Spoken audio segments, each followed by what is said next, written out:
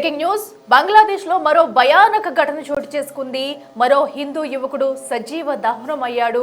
ఒక హిందూ యువకుడు అయితే అక్కడ జరిగిన ఘటనలో కూడా తీవ్రంగా గాయపడి సజీవ దహనమైన ఘటన మనం చూస్తున్నాం. దీంతో ఆ యువకుడి కుటుంబ సభ్యులంతా కన్నీరు మున్నీరుగా వినిపిస్తున్నారు. ఏదైతే వరుసగా బంగ్లాదేశ్ లో చోటు చేసుకుంటున్న వరుస ఘటనలు మనం చూస్తున్నాము. అటు హిందువులపై కూడా దాడి వరుసగా చేస్తున్నారు. అయితే ఈ నేపథ్యంలో మరొక హిందూ యువకుడు సజీవ దహనం అయ్యాడనే ఘటన అయితే కలకలం రేపుందనే చెప్పాలి. ఆ యువకుడి ఫోటో కూడా మనం టీవీ స్క్రీన్ మీద చూడొచ్చు. ఏదైతే ఘటన అంతా కూడా వాంటెడ్ గానే జరిగిందంటూ కూడా ఇప్పటికే ఆ కుటుంబ సభ్యులైతే కన్నీరు మున్నీరుగా విలిపిస్తున్నారు. అయితే శుక్రవారం రాత్రి ఒక దుకాణంపై కూడా అల్లరి మూకలైతే దాడి చేశాయి. సో ఈ అల్లరి మూకలు చేసిన దాడికైతే హిందూ యువకుడైతే సజీవ దహనం అయిపోయాడు. అయితే షట్టర్ మూసి పెట్రోల్ పోసి షాపుకి నిప్పు పెట్టారు అల్లరి మూకలు ఎవరైతే ఉన్నారో అక్కడికి వచ్చి. సో ఇదంతా పక్కా ప్రణాళిక ప్రకారమే. ఒక షాపు శుక్రవారం అర్ధరాత్రి ఏదైందో ఒక షాప్ వద్దకు వెళ్ళారు. షట్టర్ మూసి అటు పెట్రోల్ పోసి కూడా షాప్కి నిప్పు పెట్టారు. అయితే దుకాణంలో నిద్రిస్తున్న చంచల్ భౌనిక్ అనే వ్యక్తి కూడా ఆ షాపులోనే ఆ మంటల దాటికి సజీవ దహనం అయిపోయాడని చెప్పాలి. అయితే చంచల్ చనిపోయిన తర్వాతే అక్కడి నుంచి దుండగులు పరారయ్యారన్నట్టుగా కూడా సమాచారం అందుతుంది. ఎందుకంటే అతను చనిపోయే వరకు ఒక ప్రణాళిక రచించి ఆ షట్టర్ ఏదైతే ఉందో అర్ధరాత్రి సమయంలో అక్కడికి వెళ్ళి షట్టర్ మూసేసి పెట్రోల్ పోసి నిప్పు పెట్టి చంచల్ని అయితే చంపేందుకే ఒక ప్లాన్ ప్రకారం అయితే వాళ్ళందరూ వెళ్ళి అక్కడికి హత్య చేసినట్టు కూడా కుటుంబ సభ్యులైతే కన్నీరు మున్నీరుగా విలిపిస్తున్నారు. అక్కడ విజువల్స్ కూడా మనం చూడొచ్చు. ఏదైతే షాప్ కాలిపోయిన సమయంలో అక్కడ విజువల్స్ చూస్తున్నాము. ఏదైతే ఉందో ఫైర్ మొత్తం కూడా ఆ షాప్కి పెట్టి ఆ విజువల్స్లో అయితే మనకి క్లియర్ కట్గా కనిపిస్తుంది. సో అర్ధరాత్రి వేళ ఈ అల్లరి మొక్కలైతే ఒక ప్రణాళిక రచించి అటు చంపేందుకే పక్కా ప్లాన్ ప్రకారం ఇదంతా చేశారంటూ కూడా ఇప్పటికే కుటుంబ సభ్యులైతే అనుమానం వ్యక్తం చేస్తున్నారు. దీనిపై విచారణ జరిపించాలంటూ కూడా కోరుతున్నారు. సో ఏదేమైనా కూడా చంచల్ భౌనిక్ అయితే చనిపోవడం పట్ల అయితే కుటుంబ సభ్యులు తీవ్రంగా ఆవేదన వ్యక్తం చేస్తున్నారు. సో ఇదంతా అల్లరి మూకల పని, తమను కావాలనే చంపేశారంటూ కూడా చంచల్ భౌనిక్ని వాళ్ళైతే అనుమానం వ్యక్తం చేస్తున్నారు. దీనిపై సమగ్ర దర్యాప్తు చేయాలంటూ కూడా కోరుతున్నారు. ఏదైతే వరుసగా కూడా అటు బంగ్లాదేశ్లో జరుగుతున్న భయానక ఘటనలు అయితే మనం తరచూ చూస్తూ ఉన్నాము. రోజు రోజుకి కూడా అక్కడైతే ఇంకా హింస పెరుగుతుందని చెప్పాలి. సో హిందువులపై దాడి ఇంకా పెరుగుతుందనే చెప్పాలి. అయితే ప్రస్తుతం అయితే చంచల్ భౌనిక్ మృతి అయితే ఆ కుటుంబంలో విషాద ఛాయలు నింపిందని చెప్పాలి. ఇక మరింత సమాచారం అందించేందుకు మా అసిస్టెంట్ ఎడిటర్ రామ్దాస్ ఉన్నారు. రామ్దాస్, మనం చూస్తున్నాము వరుస ఘటనలు అయితే బంగ్లాదేశ్లో ప్రజల్ని భయభ్రాంతులకు గురి చేస్తున్నాయని చెప్పాలి. ఇప్పుడు చంచల్ చనిపోవడం కూడా తీవ్ర విషాదాన్ని నింపింది. సో వాళ్ళ కుటుంబ సభ్యులు అనుమానిస్తున్నారు వాంటెడ్ గాని చంపేస్తారని. అసలు ఆ రోజు ఏం జరిగింది, దీని వెనక ఎవరున్నారనుకోవచ్చు?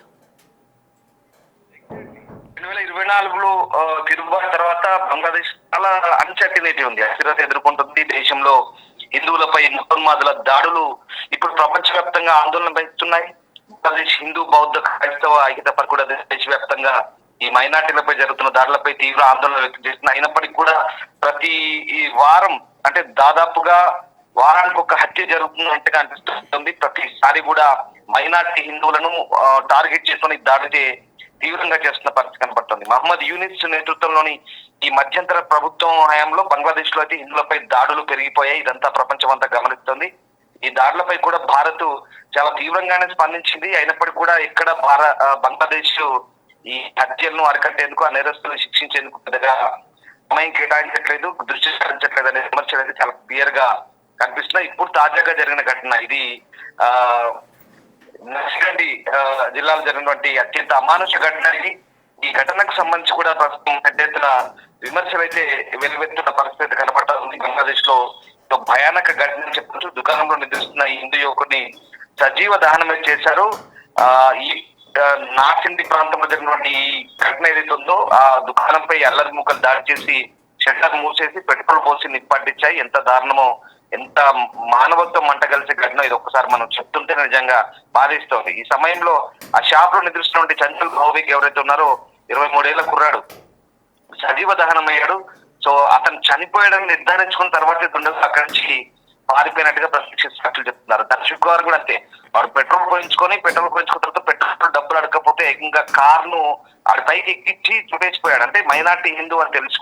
ఇలా వరుస ఘటనలు జరుగుతున్నాయి. వరుసగా హిందువులపై టార్గెట్ చేసి మరి దాడి చేస్తున్నారు. హిందీ దేవి దేవతల విగ్రహాలను ధ్వంసం చేయడం, కూల్చివేయడం అక్కడ నుంచి మొదలైంది. అక్కడ నుంచి బంగ్లాదేశ్ కావచ్చు, చిట్టాగాంగ్ కావచ్చు, మైనార్టీ హిందువులు ఎక్కువగా ఉండే చిట్టాగాంగ్ ప్రాంతంలో అయితే అసలు హిందూ యువకులపై అలాగే యువతులపై అత్యాచారాలు ఇంకా చాలా వెలుగులోకి రాని అంశాలు అయితే చాలా ఉన్నాయి. ఇట్లాంటి ఎన్ని జరుగుతున్నా కూడా మానవ హక్కుల సంఘాలన్నీ ఎన్ని వీటిని బయటి ప్రపంచానికి తెలియజెప్పే ప్రయత్నం చేసినా కూడా ఎక్కడ యుఎస్ ప్రభుత్వం చర్యలు తీసుకోవట్లేదు. చాలా పెద్ద ఎత్తున ఆందోళన వ్యక్తం అవుతుంది. ముఖ్యంగా ఇప్పుడు ఈ మృతుడి తల్లి చెప్తున్న మృతుడి తల్లి ఇద్దరు సోదరున్నారు. వీళ్ళంతా కూడా వాళ్ళు ఒక దివ్యాంగులు కూడా, అంటే వీళ్ళ కుటుంబం అంతా కూడా ఇతని ఆధారంపైనే ఆధారపడిన పరిస్థితి. చూడండి ఒక్కసారి ఎంత దారుణంగా ఉంటుందో. ఆ గ్యారేజ్ లో 6 ఏళ్లుగా పనిచేసి అక్కడ నివాసం ఉంటున్నాడు. పథకం ప్రకారమే అతను హత్య చేసినట్టుగా కుటుంబ సభ్యులైతే ఆరోపిస్తున్నారు. గతంలో బంగ్లాదేశ్ లో మనం తెలిసిన అందరికి దీపు చంద్రదాస్ హత్యలో ప్రారంభమైంది. అక్కడి నుంచి షురూ అయిన హిందువులపై హత్యలు. ఏకంగా దీపు చంద్రదాస్ అయితే చాలా దారుణంగా కొట్టి చెట్టుకు వేలాడదీసి ఉరిదీసి అలాగే హైవే మీద ఆ డెడ్ బాడీని పడేసి ఏ రకంగా కాల్ చేశారో మనకు అందరికీ తెలిసిన సంగతి హిందూ సమాజం. అక్కడి నుంచి షురూ అయింది. అక్కడి నుంచి ఇంకా దీపు చంద్రదాస్ కావచ్చు, కోన్ చంద్రదాస్ అనే వ్యక్తి ఇదే విధంగా అల్లర్మొక్కలకు హత్య గావించబడ్డాడు. ఇలా వరుస ఘటనలు అయితే జరుగుతున్న పరిస్థితి కనబడుతోంది. సో తాజాగా ఇది మార్కెట్ ప్రాంతంలో జరిగిన ఈ ఘోర ఘటనకు సంబంధించి అయితే అక్కడి ప్రభుత్వం విచారణ చేస్తామని చెప్తుంది. కానీ ఎప్పుడు దీనికి సంబంధించి ఎక్కడ ఈ హత్యలకు సంబంధించి ఎక్కడ సీరియస్ గా తీసుకోవట్లేదనే బాధన అయితే వినిపిస్తుంది. ఈ ఘటనపై అయితే పోలీసులు కేసు నమోదు చేసుకొని దర్యాప్తు అయితే చేస్తున్న పరిస్థితి కనబడుతోంది. సుమారుగా 17 కోట్ల జనాభా కలిగినటువంటి ముస్లిం మైనార్టీ దేశం బంగ్లాదేశ్ లో 2024 తర్వాత ఈ రాజకీయ అస్థిరత ఆందోళనకరంగా మారిన పరిస్థితి. మన హిందువులు అక్కడ మైనార్టీలుగా ఉంటారు. మైనార్టీలైన హిందువులు, సూఫీ ముస్లింలు, ఇతరులపై దాడులు అయితే తీవ్రతరమవుతున్నాయి. ఇక సార్వత్రిక ఎన్నికల నేపథ్యంలో ఇది మతపరమైన హింస పెరుగుతుండపై బంగ్లాదేశ్ లో ఈ హిందూ క్రిస్టియన్ కౌన్సిల్ అయితే ప్రస్తుతమే తీవ్ర ఆందోళన వ్యక్తం చేస్తుంది. సో రకంగా ముఖ్యంగా హిందువులపై జరుగుతున్న దాడుల పట్ల భారత్ అయితే తీవ్ర అభ్యంతరం వ్యక్తం చేసిన సంగతి తెలిసింది. విదేశాంగ శాఖ ప్రతినిధి రణ్వీర్ జైస్వాల్ గతంలోనే సీరియస్ గా వార్నింగ్ కూడా ఇచ్చారు. మన దేశం నుంచి కూడా మన కేంద్ర మంత్రులు కూడా సీరియస్ గా వార్నింగ్ ఇచ్చినప్పుడు కూడా బంగ్లాదేశ్ లో ఎక్కడ ఎట్టి పరిస్థితుల్లో ఇక్కడ మార్పులు అయితే చోటు చేసుకోవడం లేదు. యూనస్ ప్రభుత్వం మాత్రం తిరిగి భారత ఆరోపణలు మళ్ళీ కొట్టిపారేసిన పరిస్థితి. ఇంకొక ట్విస్ట్ ఏంటంటే తాజాగా నిన్న వాళ్ళు ఐసీసీ నుంచి ఇంటర్నేషనల్ క్రికెట్ కౌన్సిల్ వాళ్ళని పూర్తిగా బహిష్కరించింది. కారణం ఏం చెప్తారంటే వాళ్ళు భారత్ లో ఆడాలంటే తమకు భయం వేస్తుంది, మాకు రక్షణ లేదని. ఎంత విడ్డూరంగా ఉందంటే దొంగే దొంగ అన్నట్టుగా ఉంది పరిస్థితి. వాళ్ళేమో మైనార్టీలైనటువంటి హిందువుల్ని చాలా కిరాతకంగా హతమార్చు దారుణంగా హత్యలు చేస్తూ బంగ్లాదేశ్ లో చంపుతూ భారత్ లో క్రికెట్ ఆడాలంటే మాకేమో భయం వేస్తుంది, మమ్మల్ని పట్టుకొని తంతారు చంపుతారంటూ తిరిగి బదనా చేసి ప్రయత్నం చేస్తున్నారు. అయితే ఇక్కడ ఐసీసీ సభ్య దేశాలన్నీ కూడా బంగ్లాదేశ్ నే బహిష్కరించి భారత్ లో అంతా చక్కగానే ఉందని చెప్పే ప్రయత్నం చేసింది. సో ఇది పరిస్థితి. వీళ్ళకి మళ్ళీ పాకిస్తాన్ వంత పాడుతుంది. ఇట్లా ఉంది బంగ్లాదేశ్ పరిస్థితి. బంగ్లాదేశ్ లో మైనార్టీల సిచ్యువేషన్ చాలా దారుణంగా ఉంది.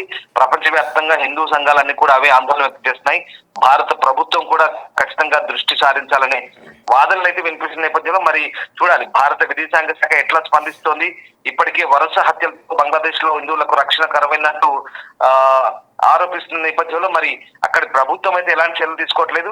మరి అక్కడ మైనార్టీలపై, వాళ్ళ ఇళ్లపై, వాళ్ళ వ్యాపారాలపై పదే దాడులు చేయడం అయితే ఆందోళన కలిగిస్తుంది. ఇట్లాంటి మతపరమైన సంఘటనలకు యూనస్ ప్రభుత్వం పరిష్కరించడం సరికాదు కదా, ఇంకా ప్రోత్సహిస్తుందనే విమర్శలు కూడా వెలువెత్తున్న నేపథ్యంలో మరి ఇప్పుడు భారత్ ఎలా స్పందిస్తుంది అనేది చూడాల్సిన సమయం అయితే కనబడుతోంది. సో మొన్న last Friday Sameer Kumar Das auto driver ను చంపడం, దీపు చంద్రదాస్ మొదలుకొని వరుసగా ఒక 7 ఘటనగా చెప్పొచ్చు. ఇంకా మన దృష్టికి రాని చాలా ఉన్నాయి, అనధికారికంగా జరుగుతున్నాయి.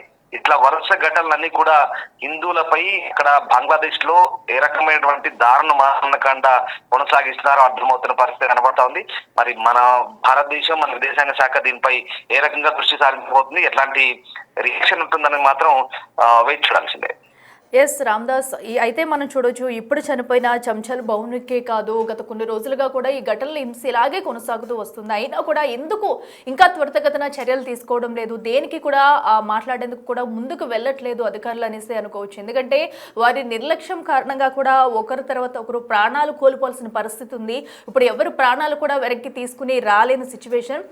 సో అలాంటప్పుడు ఇప్పుడు వాళ్ళ కుటుంబ సభ్యులు కూడా చూస్తున్నాం మనం, అయితే కన్నీరు మున్నీరుగా విలిపిస్తున్నారు. వారి కొడుకుని తీసుకురాలేని పరిస్థితి నెలకొంది. సో ఇలాంటి ఘటనలు జరగకుండా ముందస్తుగా ఎలాంటి చర్యలు తీసుకుంటే బాగుంటుంది అంటారు? ఒక్క అడుగు ముందుకు వేసే ఛాన్సెస్ ఏమన్నా ఉంటాయా ఇప్పుడు ఈ ఘటనల తర్వాత అయినా? ఇప్పుడు మృతుడి తల్లి, ఇద్దరు సోదరులు వీళ్ళంతా కూడా ఇతని మీద డిపెండ్ అయిన పరిస్థితి పాపం. ఎందుకంటే ఈ చంచల్ ఎవరైతే ఉన్నారో ఆయన కష్టజీవితేనే ఆ ఇంట్లో తిండి దొరుకుతుంది. అట్లాంటి వ్యక్తిని చంపడం ఇప్పుడు ఆ ఇంటికి పూర్తిగా జీవనాధారమే పోయిన పరిస్థితి. అందులో ఒకరు దివ్యాంగుడు కూడా ఆ ఇంట్లో. ఇప్పుడు ఆ కుటుంబం పూర్తిగా పోషణ భారం ఇబ్బందికరంగా మారే పరిస్థితి. ఆ నార్త్ ఇండి ప్రాంతం ఏదైతే అక్కడ గ్యారేజ్ లో పనిచేస్తూ 6 ఏళ్లుగా ఆ కుటుంబాన్ని పోషిస్తున్నారు. ఇది ఒక కేవలం చెంచల్ భూమి కుటుంబానికి సంబంధించిన సమస్య కాదు. మొత్తం బంగ్లాదేశ్ లో ఉన్నటువంటి ఇటు మన పశ్చిమ బంగాల్ ఆనుకున్నటువంటి సరిహద్దు ప్రాంతాల్లో చిట్టాగం కావచ్చు, ఢాకా కావచ్చు, ఇందాక నేను చెప్పిన కొన్ని ఇంకా చిన్న చిన్న సిటీలు పట్టణాలు ఈ అన్ని పరిసర ప్రాంతాల్లో కూడా ఎక్కడైతే మైనార్టీ హిందువులు ఉన్నారో వాళ్ళందరినీ లక్షిత దాడులు, టార్గెట్ అటాక్స్ అయితే కొనసాగుతున్న పరిస్థితి. వీటి గురించి భారత ప్రభుత్వం చాలా సీరియస్ గా రియాక్ట్ అయ్యి స్పందించినప్పుడు చర్యలు తీసుకోమని చెప్పినప్పుడు యునెస్ ప్రభుత్వం కమిటీలు వేశాం, పరిష్కారం చేస్తున్నాం, ఖచ్చితంగా కఠిన చర్యలు తీసుకుంటాం, ఇది మేము హింసను ప్రోత్సహించట్లేదు అంటూ పై మాటలు మాట్లాడుతుంది తప్ప ఎక్కడ చిత్తశుద్ధితో ఇప్పటి వరకు దీపు చంద్రదాస్ హత్య దగ్గర నుంచి ఇప్పటి వరకు ఇన్ని హత్యలు జరిగాయి కదా, ఏ ఒక్క హత్యకు సంబంధించిన దోషుల్ని ఇప్పటి వరకు పట్టుకోలేదు, విచారణ కొనసాగలేదు, శిక్షలు ఎక్కడ ఖరారు కాలేదు. ఇది పరిస్థితి. అంటే బంగ్లాదేశ్ లో అక్కడి ప్రభుత్వం మైనార్టీలపై దాడులు జరుగుతున్నా ఉపేక్షిస్తుంది, కావాలని తాత్సారం చేస్తున్న విమర్శలు అయితే ఉన్నాయి.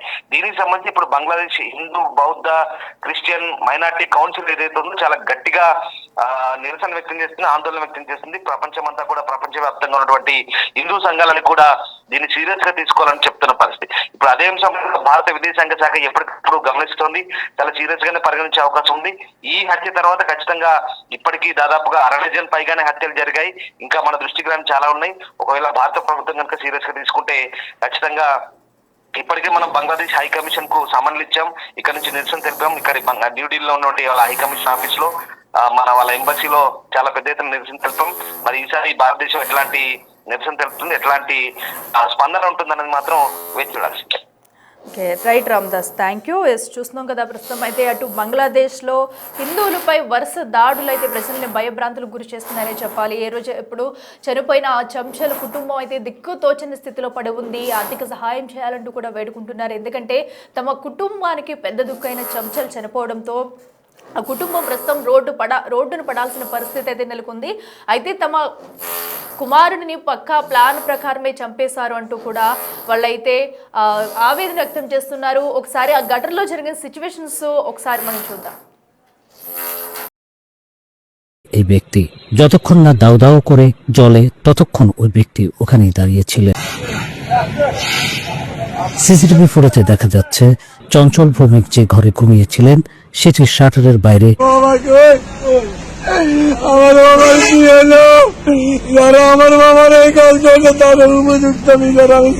চাইছেন সবাই।